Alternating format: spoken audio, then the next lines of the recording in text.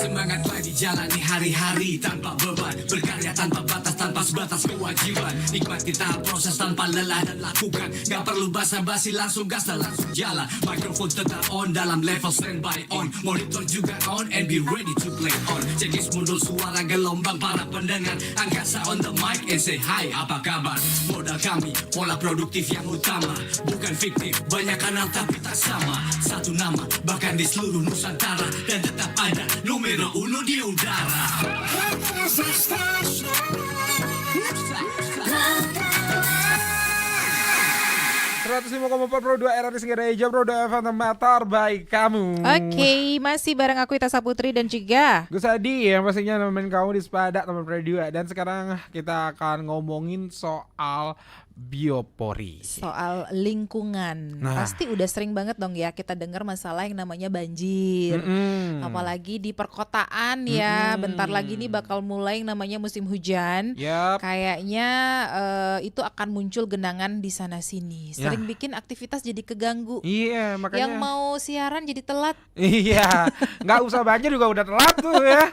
Nah, ini jadi permasalahan adalah lingkungan gimana caranya bisa menghadapi di cuaca yang nggak menentu, apalagi hujan kadang-kadang terjadi, kadang-kadang besar, kadang-kadang kecil. Tapi kita sudah memasuki bulan ya hujan bisa dibilang kayak gitu ya. Biasanya yang belakangnya ber itu udah pasti gitu ya. Udah itu awalnya hujan guys. Nah, ini kita perlu tahu nih gimana caranya untuk bisa mencegah banjir yang sederhana sampai yang expert untuk di daerah perkotaan. Karena Betul. kita di Singaraja cukup kota gitu ya. Jadi bisa dibilang perlu banget nih yang namanya pencegahan awal, gimana caranya biar kita itu bisa terhindar dari banjir teman Pro 2. Memang kalau kita lihat ya beberapa tahun belakangan ini kota Singaraja itu beberapa titiknya memang rawan banjir. Nah, Beberapa itu dia. jalannya itu ya jalan-jalan besar terutama.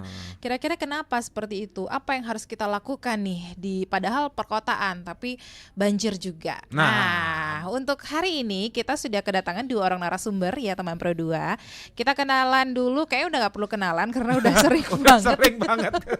Ini sama Beli Gede Praja Mahardika SPS KMM Link, Ketua Yayasan Sahabat Bumi Bali. Selamat pagi. Selamat pagi. Oke. Yes. Terus ada juga, nah kalau ini baru kita kenalan dulu sama Ketua BEM Politeknik Ganesha Guru. Selamat pagi Kak Dereka Budi Riantini. Selamat pagi Kak. Apa kabar? Aseng karo baik. Oke. Nah, ini kan kita sekarang ngomongin soal lingkungan ya. Perkotaan, lingkungan perkotaan gitu ya. Nah, ini kan jadi pertanyaan juga nih, sampai sekarang ini kan masih aja ada ya, nggak usah banjir deh, air mengenang juga masih ada gitu kan. Berarti kan kurangnya nih yang namanya biopori gitu guys. Nah, dari Kak D, nih gimana sih istilahnya menurut kalian untuk zaman sekarang, atau mungkin juga dari tahun sebelumnya ke tahun 2024 nih, untuk posisinya biopori untuk di Singaraja bagaimana? Apakah udah lebih ditambah lagi dari tahun sebelumnya atau bagaimana? Baik, terima kasih Pro 2 yang berkali-kali mengundang saya dan sudah seperti rumah sendiri Pro 2 ini. Untuk pengembangan biopori mungkin kita kembalikan ke individu kita masing-masing gitu. Dan untuk di tahun 2023 kita sudah menyasar beberapa sekolah dan kampus gitu untuk pembuatan biopori, karena kemarin di tahun 2020 bersama teman-teman BEM, teman-teman KMHDI, teman-teman Pramuka Peduli, kita dan masyarakat Buleleng itu mengadakan yang namanya 1000 biopori. Jadi kita membuat pembuatan biopori itu di Pura di Sebuleleng, Pura dalam Buleleng dan Pura Jagatnate gitu. Jadi manfaatnya adalah kenapa kita menyasar tempat-tempat ini, karena kita ingin mengedukasi yang dikenal selama ini kan biopori ini hanyalah sebagai lubang resapan begitu kan. Tetapi kalau tidak diisi dengan limbah-limbah organik, itu biopori ini tidak akan bekerja secara maksimal gitu. Karena biopori ini kan membuat pori-pori, yang membuat pori-pori itu siapa? Cacing gitu. Kalau di dalam mungkin kalau kita berbicara wanita begitu, kalau pori-porinya gede itu nggak suka dia. Tapi kalau alam semakin besar pori-pori tanah itu semakin subur dia dan akan memperbaiki air tanah begitu. Agak kebalik ya. Iya, jadi kebalik dia. Oke, kira-kira seberapa besar sih kontribusi biopori dalam meningkatkan daya serap tanah terhadap air hujan nih, Kak? Kalau seberapa besarnya itu satu lubang biopori itu bisa menampung 1.000 liter. Wah. 1.000 liter. Jadi kalau di rumah saya itu, di rumah saya yang ada di Sambangan itu, cari banjir nggak bisa karena kami membuat beberapa titik lubang biopori dan terus di kebun itu kami buatkan lubang-lubang biopori yang di samping-samping pohon gitu karena manfaatnya juga selain sebagai resapan air dan juga memberikan nutrisi kepada tanaman tersebut gitu. Seperti contohnya di rumah mertua yang ada di Penarukan itu, ketika musim hujan itu airnya sangat besar sekali kalau di daerah Penarukan itu. Nah, kebetulan juga di sana ada sumur. Jadi di pinggir-pinggir sumur itu jaraknya 100 cm kami buatkan biopori. Dan sampai hari ini pun sampah yang namanya sampah daun-daunan mangga yang begitu kami tidak buang. Buang artinya tidak buang ke TPS ataupun diserahkan kepada orang lain, enggak, tapi kami selesaikan di rumah tangga itu sendiri. Oke. Tapi kita ke Kak Reka dulu mungkin ya. Nah sekarang tadi kita ngomonginnya kota gitu ya. Tapi lingkup kecilnya dulu nih di daerah yang pastinya banyak anak muda gitu ya. Kampus sendiri gitu kan. Ini gimana nih? Istilahnya lubang biopori apakah sudah ada di kampus atau belum ada gitu? Oke, terima kasih Kak ya. Nah, jadi kalau misalnya di kampus itu lubang biopori itu udah ada. Karena kan bekerja sama Pak Praja. Oke. Karena waktu tahun lalu kan banyak musim hujan nih Kak ya. Banyak mahasiswa yang ngeluh kayak hujannya udah selesai tapi masih ada air yang menggenang. Karena kan kalau misalnya di kampus itu kan full yang di betonnya tuh kayak. Nah, jadi kan nggak ada air yang masuk ke tanah, jadinya kan menggenang, jadinya kayak sepatunya kotor gitu, jadinya motornya kotor gitu. Nah akhirnya diberikan solusi lah sama Pak Praja terkait dengan lubang biopori. Nah jadi efektif sih menurut kami yang di kampus itu efektif karena kan kami juga nggak ada tanah buat ngeresep, jadi kalau misalnya pakai lubang biopori itu kan bisa diresap oleh lubang biopori itu sendiri gitu kan. Oh berarti ini kan dibilangnya kebanyakan ya di bawahnya itu langsung aspal gitu ya, aspal atau cocoran gitu ya. Tapi ini memang nggak butuh tanah atau gimana sebenarnya media untuk dari segi lubang biopori? Yang pertama kita kan sediain dulu tanah Kak, tanah itu kita lubangin buat tempat bioporinya. Nah setelah itu baru kita boleh aspal. Karena kan di bawahnya itu udah tanah. Jadi bukan di aspal sih tapi kayak di PC kayak beton gitu. Kalau aspal kan beda. Iya. Ya gitu Kak. Oke. Berarti memang sebelumnya nggak ada di kampus. Kemudian semenjak akhirnya ketemu Kak Praja itu dibantu untuk itu. Iya. Akhirnya bisa gitu ya. Bisa. Nah, ini cukup lama nggak sih prosesnya untuk satu kampus nih? Ini lingkungannya lumayan besar juga nih. Kalau berbicara untuk satu kampus itu lumayan lama proses pengerjaannya. Tergantung dulu kita tanya dulu beberapa di mana titik-titik air tergenang. Gitu. Nah, di sanalah kita fokuskan dulu untuk membuat bioporinya ataupun kalau yang lebih besar kita bisa gunakan model lubang resapan. Jadi bukan biopori lagi namanya, lubang resapan yang kedalamannya 2 meter sampai 3 meter, 4 meter dan itu diisi diisi pasir, diisi jerami atau ijo, terus diisikan bata merah. Jadi atau koral. Seperti itu bedanya lubang resapan dengan lubang biopori. Kalau lubang biopori itu cukup 1 meter terus diisi pipa paralon yang tergantung jenis lubangnya ya, besar lubangnya dengan panjangnya cuma 20 cm untuk menopang tutupnya itu gitu. Jadi ketika diinjak tutupnya itu tidak tidak turun gitu. Jadi ada yang nopang gitu. Nah, udah selesai, tinggal dimasukkan sampah-sampah organik gitu. Dan bahkan pengembangan hari ini kan kalau seperti di Gianyar begitu dikenal dengan tebe gitu, tebe modern gitu. Oh, namanya tebe gitu ya? Tebe modern. Ya memang biopori ini kan ditemukan oleh Prof Kamir dari IPB, itu dinamakan biopori, tapi sebenarnya kita mengenal dulu itu kalau di Bali tebe. Jadi ngai bang sebelum buat kegiatan apapun, odalan apapun, kita buat bang di Jabapura. Artinya nanti setelah penyineban itu semua jenis canang yang sebagainya itu dimasukkan ke sana lalu dikubur gitu.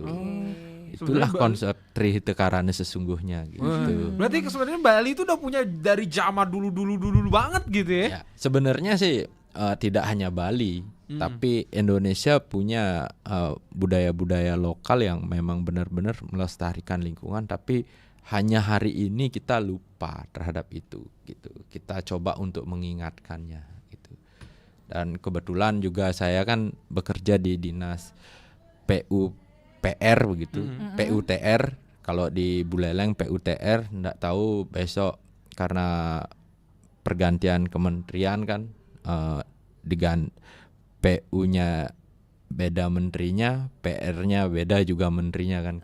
Kita enggak tahu, tapi kita tetap fokus, dan semangat Bapak Kadis di sini adalah ketika orang ingin membuka lahan gitu, pembangunan itu wajib hukumnya untuk mempunyai lubang resapan dan atau lubang biopori. Karena lubang biopori ini tidak hanya untuk mencegah banjir saja, tetapi untuk pengelolaan sampah organiknya gitu. Dan jadi, perbaikan air tanahnya gitu. Iya, benar. Karena ke depan yang menjadi permasalahan kita bukan hanya permasalahan sampah, tetapi permasalahan air bersih gitu. Permasalahan air ke depan ini yang perlu kita harus sikapi. Makanya kampus-kampus yang mau menuju kampus bertaraf internasional ataupun green campus begitu, mereka harus mempunyai tong-tong panen air hujan, dan terus ataupun AC-nya itu air AC-nya itu dikelola gitu. Kan lumayan itu tetesan-tetesan air AC-nya itu lumayan itu. Kalau misalnya di Pro 2 ini ada AC begitu, tetesannya itu dikumpulin aja 2 hari 3 hari airnya udah dapat segalon itu. Kita bisa pakai nyiram gitu kan, pakai ngepel itu kan, artinya kita menghemat air daripada kita buang-buang air itu kan, kasihan itu. Gitu. Benar. Jadinya itu cara mungkin sederhana untuk bisa kita tahu, wah ternyata permasalahan biopori atau yang tadinya untuk menangani banjir ternyata efeknya juga banyak gitu ya. Ternyata lubang biopori untuk mengurangi yang namanya sampah organik gitu ya, yang pastinya itu dimanfaatkan, bukannya dibuang segitu aja gitu ya. Jadi dimanfaatkan dan akhirnya untuk bisa menjaga kesuburan tanah teman Pro 2. Nah, nanti kita balik lagi ya buat kamu teman Pro 2 yang ingin bertanya sama Kak Praja dan juga Kak Reka, langsung aja di WhatsApp 0811399154. Atau bisa juga komen ya di live kita hari ini di YouTube RRI Singaraja Official dan juga RRI Digit. Ya, bahas biopori, gimana sih caranya biar mencegah banjir di musim hujan, terutama di perkotaan. Nah, kalau selama ini Kak Praja mungkin udah melakukan sosialisasi ke beberapa tempat gitu ya tentang lubang biopori. Kira-kira ada kendala nggak sih Kak untuk yang namanya ketika menerapkan biopori di wilayah perkotaan? Kendalanya ada sih, cuma kendalanya males aja. Males? Iya, males. Jadi terutama warga perkotaan ya, sebenarnya itu adalah lubang biopori ini ketika kita tahu manfaatnya, itu jadikanlah kebutuhan. Iya. Gitu kan. Benar-benar. Ya, karena kan coba kita bayangkan kalau di kota kita berapa sih bayar sampah gitu.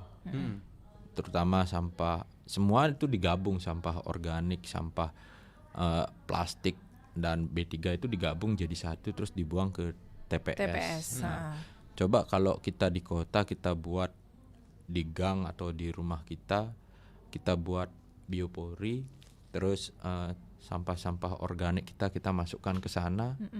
Terus jadi kita berkurang. Jadi juga kita melakukan pemilahan plastik-plastik yang punya harga kita bawa ke bank sampah. Terus B3 ya itu sudah menjadi kewajibannya TPS atau TPA untuk mengolahnya kan begitu. Karena B3 itu kan termasuk barang yang berbahaya. Kalau syukur-syukur kalau kita bisa mengolah, contohnya Pampers ya kita bisa olah ya kita olah gitu kan. Jadi pot gitu. Itu cara-cara sederhananya. Tapi kadang-kadang kita malas gitu loh. Dan bahkan ada yang kenal saya gitu kan, Dek Praja nggak ngumpulin sampah organik ini, nanti kalau enggak saya buang gitu kan. Ini kok kamu kayak saya kira TPA apa gitu. Istilahnya udah ada lihat Praja nih sampah organik gitu. Saya dengan PD-nya aja, enggak Bu, itu tugas sampah organik itu tugas ibu di rumah tangga. Jadi kalau sampah organik hal-hal sederhana itu bisa kita olah, pasti hal-hal yang lebih besar pasti bisa kita selesaikan begitu. Karena sesuatu yang kita mulai dengan cara-cara sederhana pasti akan cara yang besar pun pasti akan bisa kita lakukan gitu. Kalau cara kita mau merubah cara yang besar tapi kita tidak melakukan dari cara-cara sederhana, nggak bakalan bisa gitu. Itu sih gininya ya, kendalanya yaitu malas dan kita tidak pernah mau tahu gitu. Padahal membayar sampah 30.000, coba kita buat biopori cuma modalnya linggis. Modalnya linggis itu kalau yang ini beton itu modalnya linggis, terus belikan terakota paling 8.000 ya. 8.000-an sampai 10.000, terus ember cat 5 kilo, ember bekas itu sama semen paling habisnya 30.000.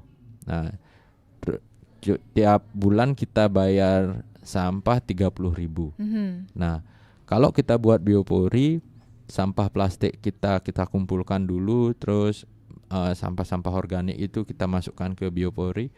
Kalau sudah penuh ataupun kita risih melihatnya, setiap berangkat kerja kita buang ke bak sampah kan, yang ada di ini. Jadi selesai, tanpa kita sadari itu sudah kita pilah gitu kan. Itu ya kembali lagi ke diri kita masing-masing sih untuk kendalanya itu. Malas itu kan sudah karakter yang manusiawi, tapi kalau tidak dilawan ya terus akan membesar dia gitu. Iya, kadang-kadang memang juga untuk memilah sampah pun masyarakat juga enggan gitu ya, malas ya untuk memilah antara anorganik dan juga organik, ya udah dikumpulin jadi satu aja.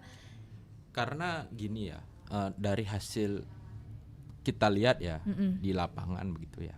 Kenapa masyarakat enggan atau malas untuk memilah sampah begitu? Karena oknum-oknum ini, harapan masyarakat kan ketika dipilah akan ada waktu yang berbeda untuk mengangkut gitu kan. Ada atau ada truk-truk berbeda yang akan mengangkut. Tapi kenyataannya di lapangan dijadikan satu oleh truk itu. Jadi pemikiran masyarakat sama yang aja. Cari Bali nih ngengkaki kenyal-kenyal milah berbeda dengan bahasa Indonesia sangatang cai tungang gitu kan. Apalagi nak beleleng kan begitu. Sekali dia disakit cai tungang gitu. Itu kan itu. Nah, beneran enggak sih ya kayak gitulah kan ya kriterianya kayak gitulah ya teman-teman ya. Apalagi masalah sampah ya bagian kecil bagi anak muda gitu ya kan. Untuk bisa ya apalagi di balik udah ketemu yang udah kayak gitu, terus habis itu males lagi ya, bakal nggak dihitungin juga gitu ya. Nah kita langsung aja sasar anak mudanya nih sekarang Reka. Nah Kak Reka, ya istilahnya kita kan sebagai pelaku utamanya gitu, anak muda gitu ya, terutama anak kampus, anak muda juga yang ternyata agak malas ngurusin sampah nih. Nah jadinya gimana sih kalau untuk dari segi Kak Reka yang mungkin gitu ya menjadi orang yang salah satunya dipandang juga di kampus gitu, melihat teman-teman yang males apalagi ngurusin sampah, apalagi ngurusin biopori gitu kan. Biopori udah lebih dalam lagi gitu. Oke, kalau misalnya saya tuh ya, kalau misalnya ngeliat temennya tuh ngebuang sampah sembarangan terutama ya, di situ kita main sindir-sindiran aja. Sindiran. Jadi gimana caranya biar tuh dia tuh sadar dengan kesalahan dia gitu kan. Karena kan kita juga diajarin juga kan sama Bu Anik ya kan. Nah jadi Bu Anik itu ngajarin kita dari kesadaran dan segala macamnya. Jadi kalau misalnya dia tetap salah ya udah kita main sindir. Kalau misalnya disindir pun dia tetap kayak gitu, ya kita geplakin langsung. Contoh sindirannya gimana sih? Nah kita ini kayak sih. Kita mau terapin juga nih kayaknya nih. Kayak ini apa? Dia tuh bilang kan sampah. Lah, ini kan sampah aja kau masih simpen apalagi mantan gitu. Dia gini dah. Mainnya udah mantan ya guys ya.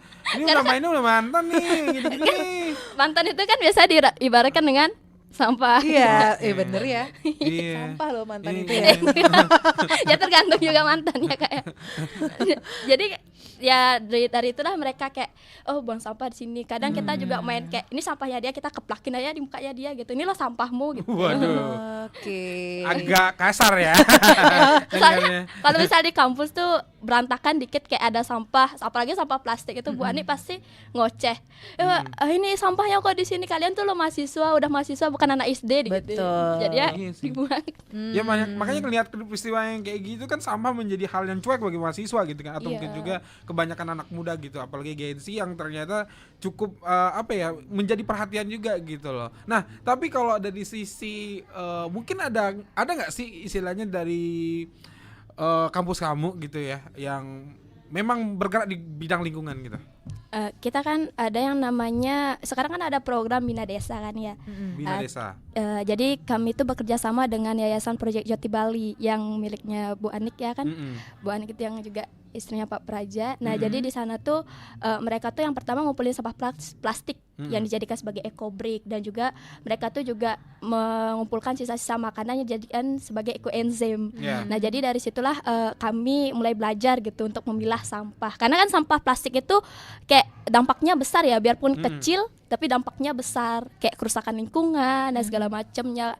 Jadi dari situlah kita dikasih tambahan ilmu buat ya biarpun kita bergerak di bidang IT yang mungkin nggak ada sangkut pautnya dengan lingkungan ya biasanya. Tapi kita harus memiliki kesadaran sebagai anak muda gitu. Jadi ya itulah yang diajarin kami ya. Ya siapa tahu nanti ada teknologi yang bisa kamu pakai untuk bisa menyadarkan anak-anak kampus lain gitu ya. Itu susah. Agak susah. Nah tapi kalau untuk kita ngomongin anak muda Kak Praja, istilahnya kan sekarang kita ngomongin soal nih generasi penerus yang bakal peduli dengan biopori dan sampah gitu ya. Pernah nggak sih melakukan sosialisasi untuk khususnya gembleng anak muda nih, bagaimana biar sadar tentang sampah dan juga biopori gitu?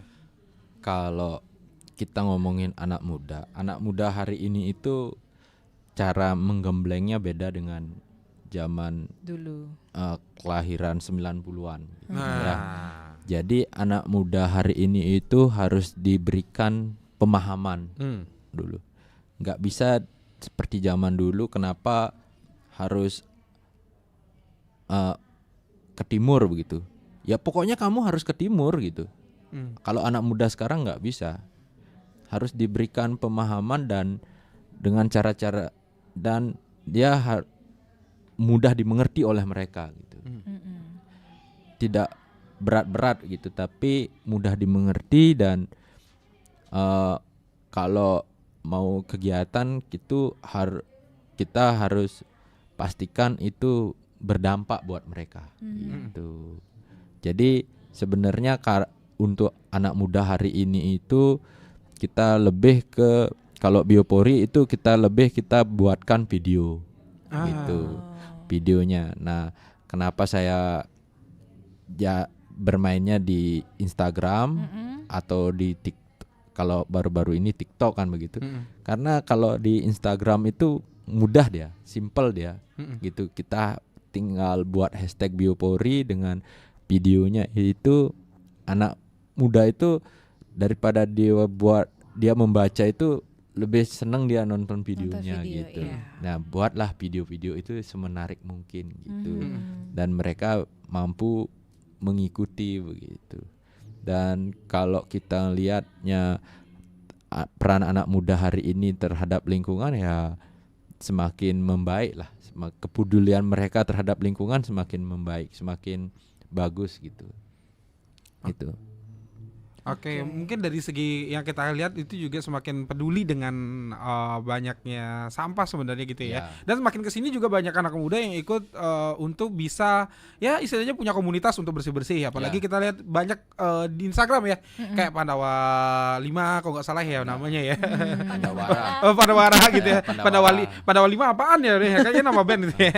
Yang pasti ya dia bergerak di bidang lingkungan, terutama bersih-bersih sungai. Nah, seperti itu. Berarti kan itu anak muda mulai tergerak gitu ya. Tapi apakah itu Gen Z juga ya? Atau tahun 90-an kalau nggak salah? Ini yang hari ini yang memegang peranan itu kan Gen Z dengan milenial. 90-an dan 2000-an yang memegang peranan. Dan didukung juga kalau kita berbicara anak muda di sekolah itu didukung dengan P5 itu. Kurikulum Merdeka Belajar P5 itu. Terus kalau di kampus ya Merdeka Belajar itu. Jadi kalau di kampus itu biasanya anak-anak KKN itu, kalau saya dulu waktu masih di Yogyakarta itu, anak-anak KKN itu biasanya full saya hampir 1 bulan itu full job saya ngisi-ngisi acara kepada anak-anak KKN. Jadi kalau saya bilang anak-anak KKN itu hanya 3 sebenarnya saya bilang. Yang pertama kalian itu pindah tempat tidur, saya bilang. Terus tamasya terselubung, saya bilang. Jalan-jalan kalian terselubung. Nah, yang biasanya yang paling rawan itu adalah kalau anak-anak KKN itu cinlok kalau beruntung. Nah, itu. Nah. Iya lagi. Dan saya biasanya bilang kepada adik-adik mahasiswa di kampus kami dulu waktu saya di Respati Yogyakarta itu, kalau kalian terjun ke masyarakat itu buang jas alma mater kalian.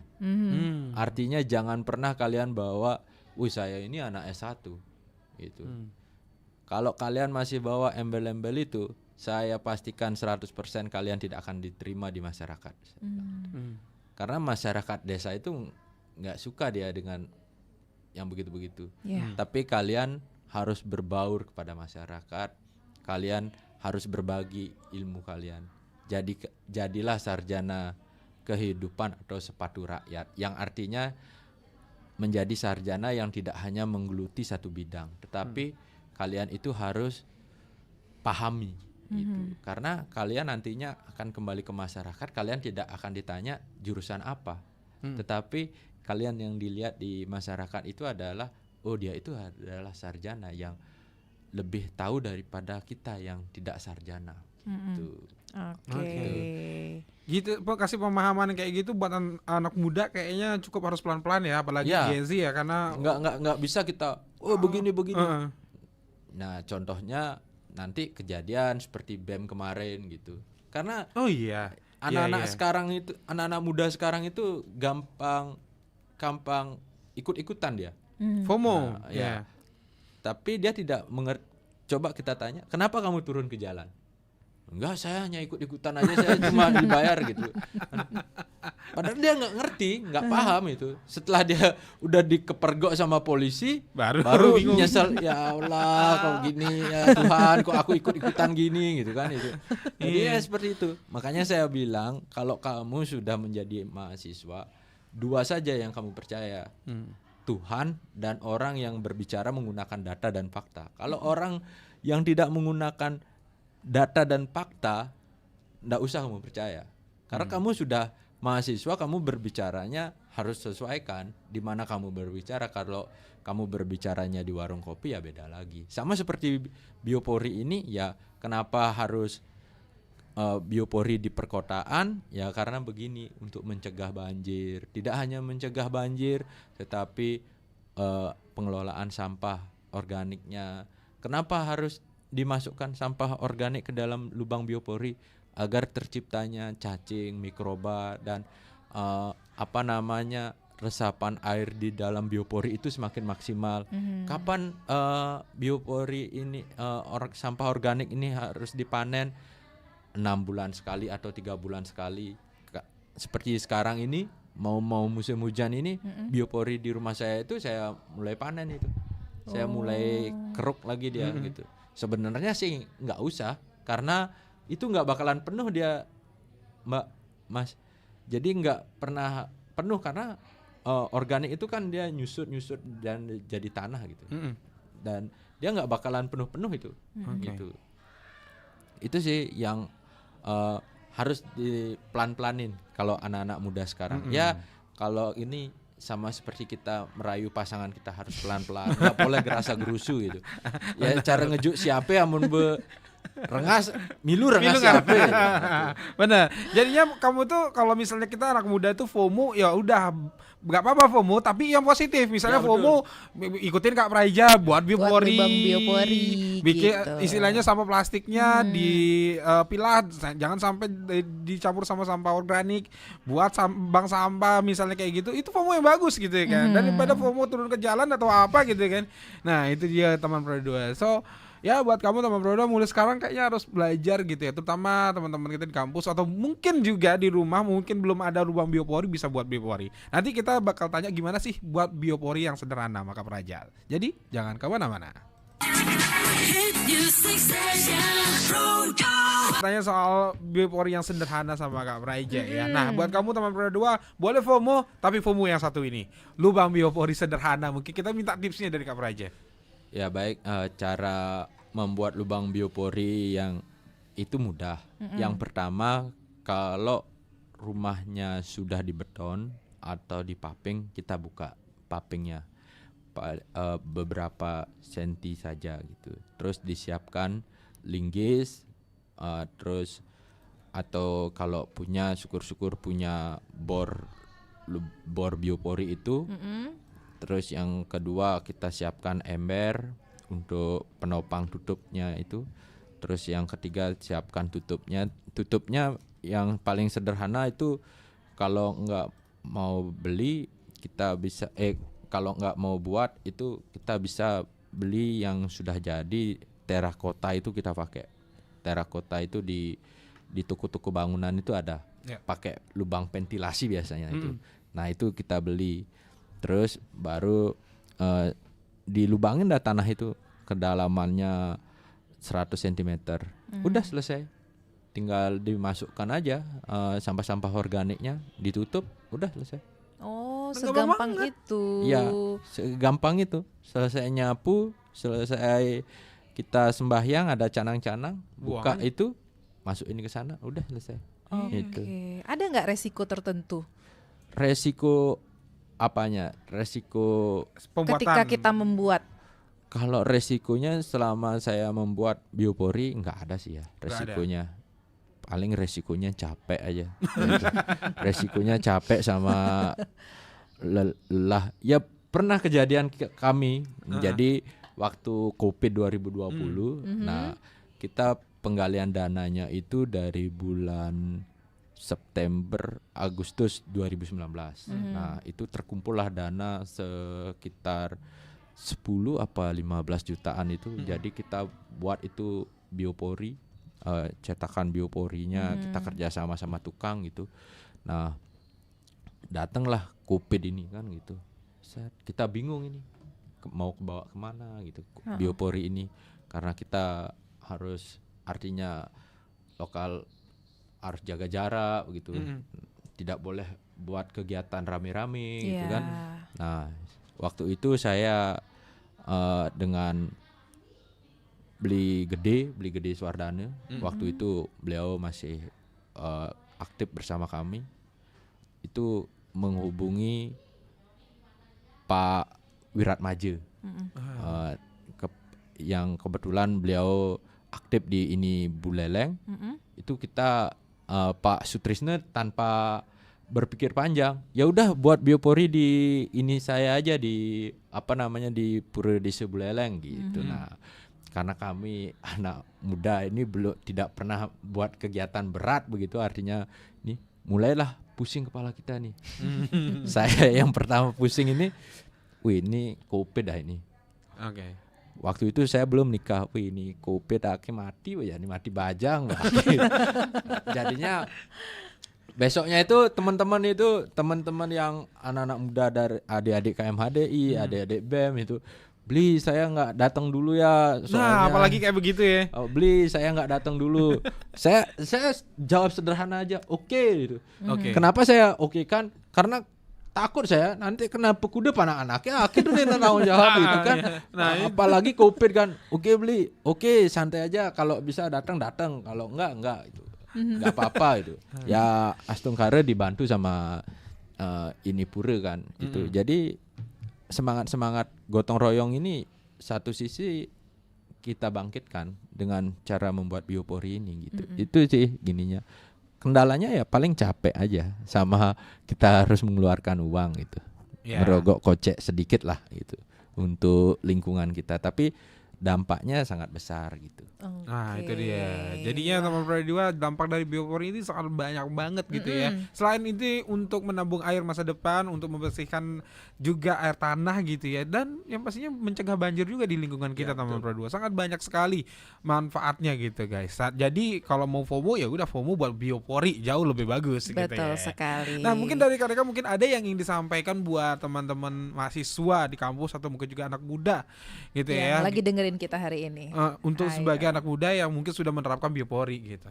Oke, jadi ini sedikit pesan ya, bukan sih pesan tapi sepatah dua kata ya untuk teman-teman sebagai generasi penerus ya yang sering disebut dengan Gen Z ya, bukan Gen Z yang jelek, tapi kita harus bisa menjadi Gen Z yang menjadi peduli pada lingkungan, karena kan lingkungan itu juga berdampak besar, bukan untuk sekarang aja tapi untuk di masa depan. Nah, jadi kita siapkan untuk anak cucu kita nanti biar nggak yang namanya ada kerusakan lingkungan dan lain sebagainya. Nah, jadi untuk anak-anak muda, terutama mahasiswa ya harus bisa, yang pertama itu adalah membuat biopori ya di lingkungan kampus sendiri, dengan bekerja sama dengan mungkin dari ketua yayasan peduli ya yang dimiliki oleh Pak Praja dan juga dan yang lainnya gitu. Selain dengan biopori juga peduli akan yang namanya sampah, terutama sampah plastik gitu ya. Mungkin dari Kak Praja ada yang ingin disampaikan untuk anak muda Buleleng? Baik, terima kasih. Mari kita mulai peduli terhadap lingkungan kita dari hal-hal sederhana ya, dari mengurangi pemakaian plastik sekali pakai, terus memilah sampah kita dan mengelolanya. Jadi agar kita bisa mempertanggungjawabkan lingkungan kita ini kepada generasi kita selanjutnya. Oke, itu dia teman Pro 2. Jadinya buat teman Pro 2 jangan lupa nih yang namanya untuk menjaga lingkungan. Minimal kita buang sampah kita sendiri ya. Kemudian habis itu milah sampah tuh, yang mana organik, yang mana plastik gitu ya. Dan jangan lupa juga untuk lubang biopori ya teman Pro 2. Minimal di rumah kamu aja dah dulu. Kalau misalnya merasa rumah kamu itu sering tergenang air, ya udah buat biopori aja, karena itu sangat membantu dan sekaligus juga menjuburkan tanah di sekitar rumah kamu teman Pro 2. Thank you Kak Praja, thank you buat Kak. Terima kasih. Yes. Dan tentunya untuk teman Pro 2 juga terima kasih yang sudah dengerin kita, sudah nonton kita di YouTube channel RRI Singgaraja Official. Jangan kemana-mana, dengerin terus Pro 2 FM teman terbaik kamu.